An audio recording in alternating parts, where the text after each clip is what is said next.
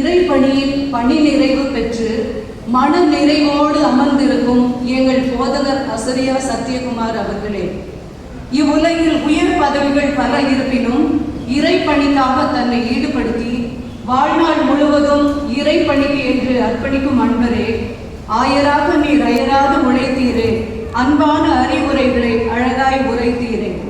வாழ்வின் பல அனுபவங்கள் கோர்வையாய் கொண்டு வந்து நினைவுபடுத்தி எம்மை சிரிக்க வைத்து மகிழ்வித்தீரே.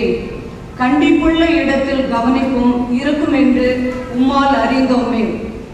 வாழ்நாளிலே ஆண்டுகள் பலவற்றை ஊழியத்திற்கென்று உரித்தாக்கினீரே. நல் மேய்ப்பனாக இருந்து பெண்கள் ஜபத்தை உற்சாகப்படுத்தி ஊக்கப்படுத்தி உங்கள் ஸ்நாக்ஸையும் கொடுத்து மகிழ்ந்தீரே.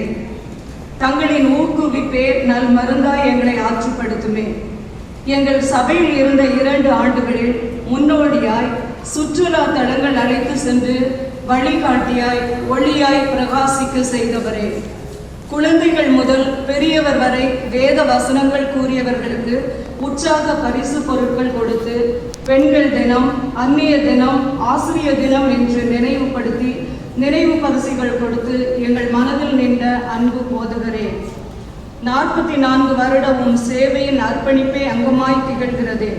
பல்லாண்டு நீர் வாழ வேண்டும். ஆண்டவர் பணியில் உங்கள் சேவை தொடர வேண்டும் என்று மனதார வாழ்த்தும் பெண்கள் நெஞ்சங்கள். உம்மை என்றும் மறவா உள்ளத்தோடு நன்றிதனை காணிக்கையாக்குகிறோம். நன்றி.